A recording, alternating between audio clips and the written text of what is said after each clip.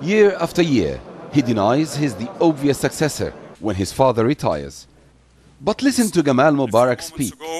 I am focused, I have a mandate, I have a responsibility. So we need to move from where we are today in the issues of local government to a much more decentralized system. Our party, working with our government, can deliver on our election promises that were laid out back in 2005. Sounds like a candidate? The opposition has no doubt. Yes, they hope to let Jamal be the president, but no way. Jamal insists that he only speaks as a senior party leader, worried about the future of his country.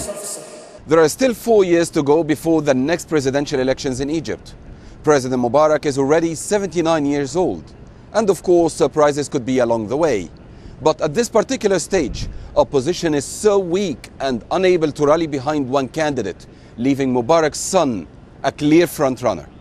An obvious question is, why has Egypt been unable to groom another candidate? Well, the ruling party has been there for 30 years. Its core political project has been elimination. Elimination of leaders, of parties and ideas. So what does Jamal want for Egypt? He uses rhetoric designed to appeal to those younger Egyptians who want more open economy, including rapid privatization of the government businesses, an independent justice system, and more equality between the rich and the poor. I hope, but I'm not optimistic. I'm ready to vote him president, but let him tell me what he has achieved. The party conference ending Tuesday discussed many ambitious goals for the country, including a recent decision to develop nuclear energy. But who will lead the country next was not an official topic open for debate. El-Kahky, Al Jazeera, Cairo.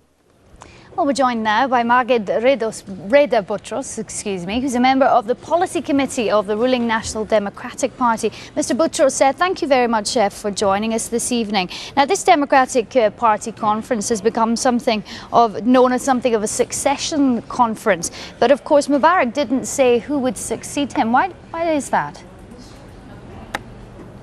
Now, as a matter of fact, there are institutions in Egypt. There are dynamics for succession. I mean, by the constitution, there are general elections if the presidency is over, the current regime is over. Then there are rules that govern this process. I mean, we cannot